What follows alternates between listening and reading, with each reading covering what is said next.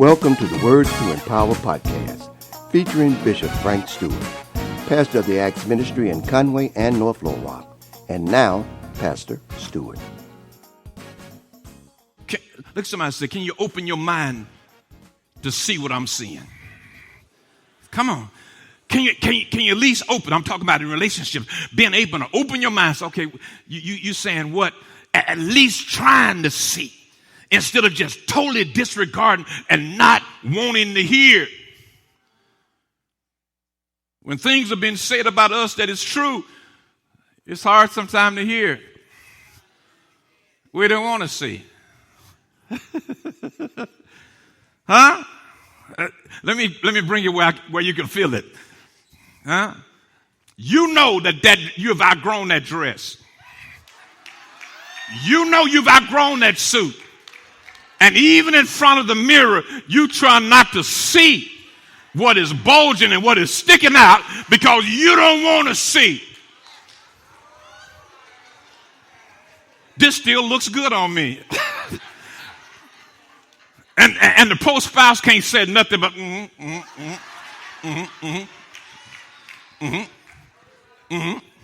Then it's a trap that goes with that. This make me look fat, don't it? Don't go there. Don't go there. That's a no-win situation. Jesus, hear me. What is happening in our relationships and our marriages? And lawyers are making a killing off of the reason for the divorce was irreconcilable differences. You know what that means? We didn't see alike. We couldn't see what the other person was saying. Now, when you think about irreconcilable differences, you want to be real careful with that because God went through that with us. He says to Israel, I've given you a bill of divorcement. If anything was irreconcilable, it is God who's in heaven and it's man on the earth. That's irreconcilable. Somebody said, well, we met God halfway. You did what? God is perfect and holy. What is halfway perfect?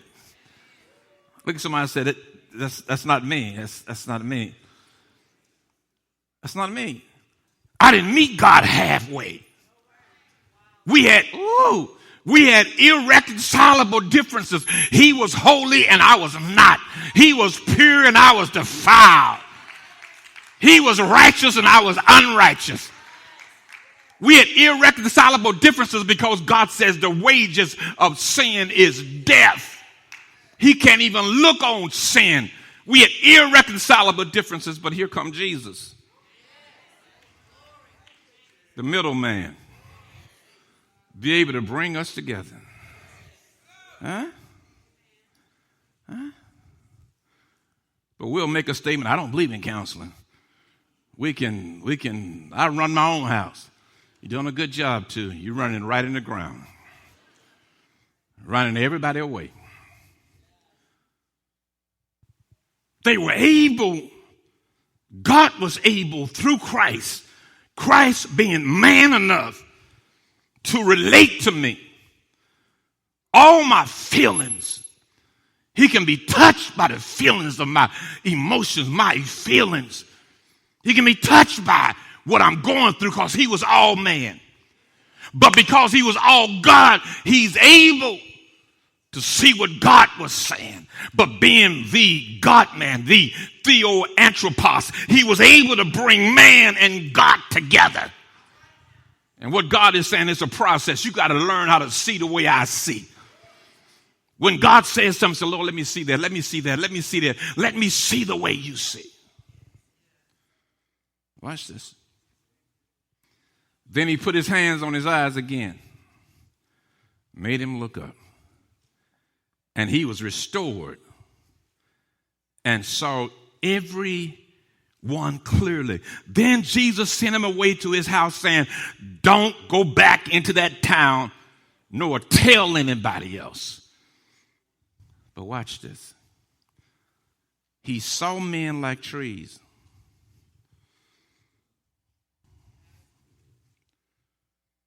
What he saw was incorrect, but he's still seeing. What he saw was not right, but it was better than blindness because there was movement in his sight. So what happens, Jesus touched him again. Throw your hands up and say, Lord, touch me again. Because I'm struggling to see in the relationship that I'm in. I'm struggling to see what God is saying. Touch me again. And when he touched him, he saw every man clearly. Hear me, hear me, hear me. This will save your family. This will save your marriage. This will save your children. Don't disregard what people say they see. The reason why we have so many divorces is not because the people are lying about what they see. They're too adamant about that. They are adamant that they see it like that. And you are adamant that you see it a certain way. It's not that they're lying. They actually see that. They actually believe that. He saw them and they looked like trees walking. Stay tuned for more of Frank Stewart. And now for some special announcements. Thanks for partnering with the Acts Ministries. We value your service and your donations. That's why we've made it easy to make contributions to support our ministry. Simply go to your web browser and click the search bar and type in actsministriesonline.org. Then click Donate Online. It's really that easy. For mobile giving, text the amount you wish to donate to 501-302-4242. That's Simple Give. And now, more of Pastor Frank Stewart. Welcome back to your Acts Ministry podcast. And we're talking about looking at the one person we need to look at first, and that's ourselves. Parents, your children actually see that. They actually believe that. And sometimes that's why they're running away from home.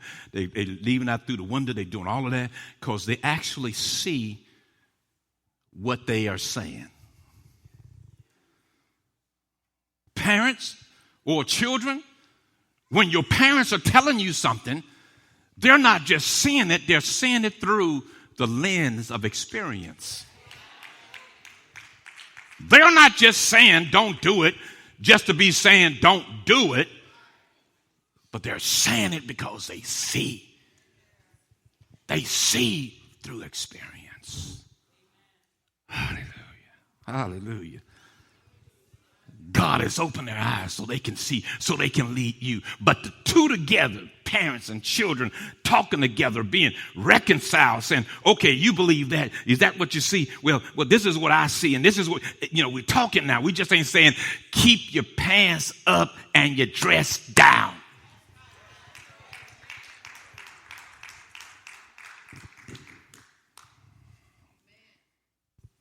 He's trying to bring us together. And if you're dating anybody, if you're in courtship and y'all can't see eye to eye or anything, there need to be some intense healing and deliverance and mediation. Only thing y'all can see eye to eye on is having sex. In a marriage, if the only you can see is having sex, that's the only thing y'all totally agree on. You want to get married because you said, the only thing we agree on is that we need to have sex. That's going to be a disagreement after a while. Because somebody's going to say every day, and somebody's going to say, no, once a month. What do you do when you don't see the way the other person sees it? Look at somebody that says, time to have a conversation. No, y'all ain't looking at nobody. I know this painful. I know this painful. I know this painful. I know this painful. But look at somebody and say, it's time to have a conversation. It's time to communicate.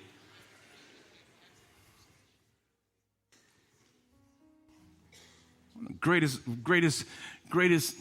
I won't say it's a lie, it's not a lie, but one of the greatest false information that's been given to parents dealing with children is children supposed to be seen and not heard. No.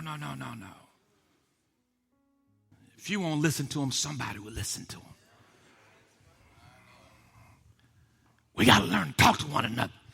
Now, I'm done. I'm done with scriptures. I'm not even halfway through. I didn't even get to what I planned on speaking today. But I hear God saying there's such an urgency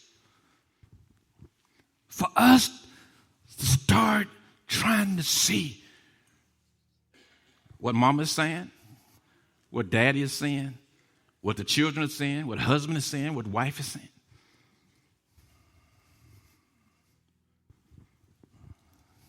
Time to start looking at it. Look at somebody and say, let's talk about it. No, I need you to open your mouth. I need you to say, let's talk about it. That's good. That's good. Now, that's painful. That's painful. Because he said, what my daddy did, whatever my daddy said, it went. Yeah. And we come out, whatever daddy said, that's the way it was. Well, how did that work out? It wasn't good. Not good. It takes me to humble myself to deal with my children, to say, you know what? I thought about that, prayed about that. What you were saying, I can see that. You there yet? Okay. Now, he done messed up. I messed the message up. This is what he wanted to say, so it ain't messed up. Look at somebody say, we got to start talking to one another. Talking to our children, talking to our husband, talking to our spouse, talking to our mother. Stop just not saying anything. That's going to explode in a minute. Come on, that's going to explode in a minute. Not saying anything going to explode. I don't see it the way you see it, but let's talk about it. Let's pray about it. Let me help me to see what Mama is saying. Because she kind of old fogey. Help me to see. I'm trying to save our lives now.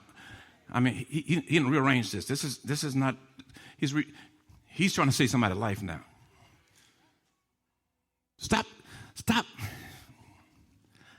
The one thing we do, and one thing I do is in my house is this: when my kid says I don't know, that's not an answer.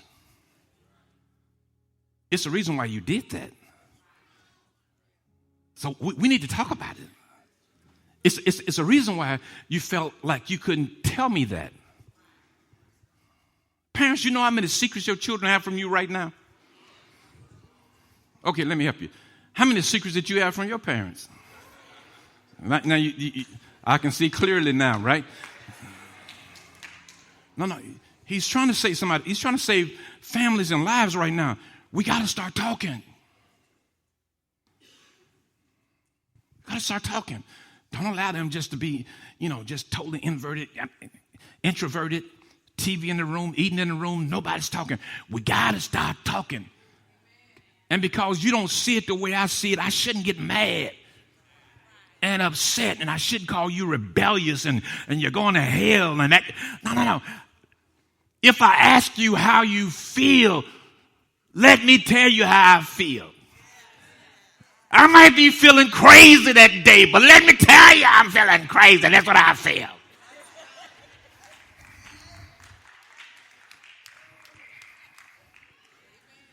Because married couples, if you don't allow them to talk to you, there's somebody going to let them talk. Ooh, that's good. Somebody going to be willing to listen. Hello. Boy, listen to that. You hear that? That's the sound of healing. Right there. You hear that? When you go to the hospital, it says, be quiet Healing in process.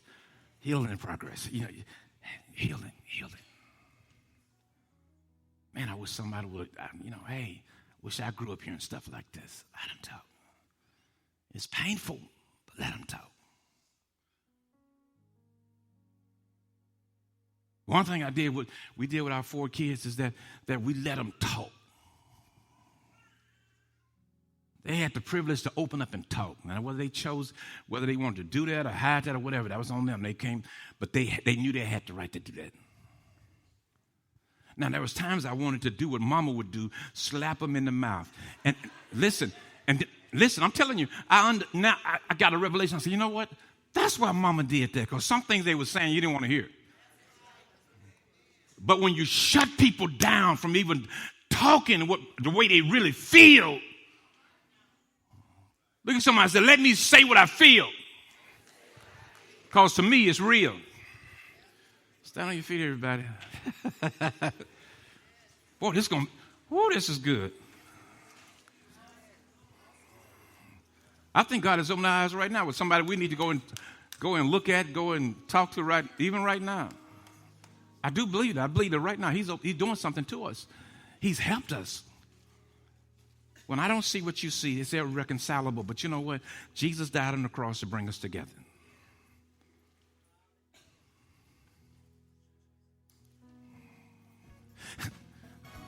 Altar workers, get ready to come. Altar workers, come on. That'll help me. Come on, right now, altar workers. Listen. Let them talk when you really don't want to hear it. Because, Tim, sometimes you just don't want to hear it. Because you're thinking, I already know all that. And you don't want to hear it. And God is saying, I listen to you. I listen to you. I never cut you off. For mobile giving, text the amount you wish to donate to 501-302-4242. The Acts Church in North Little Rock is located at 1224 Franklin Street. Morning Glory begins at 8 a.m. on Sunday mornings. Sunday school begins at 8:30 a.m. And for a powerful word, join us at 9:30 a.m. for our morning worship service. Bible study is each Wednesday at 6:30 p.m. At our Conway location, Morning Glory begins at 10 a.m. Sunday school begins at 10:30 a.m. Worship service begins at 11:30 a.m. On Thursday, our Bible class begins at 6:30 p.m. For more information, go to actsministriesonline.org or give us a call at 501-329-2055. Thank you for tuning in to the Acts Ministry Podcast. The Acts Church is located at 1423 Englewood Street in Conway and 1224 Franklin Street in North Little Rock, Arkansas. Tune in each day to hear an inspiring word from Pastor Frank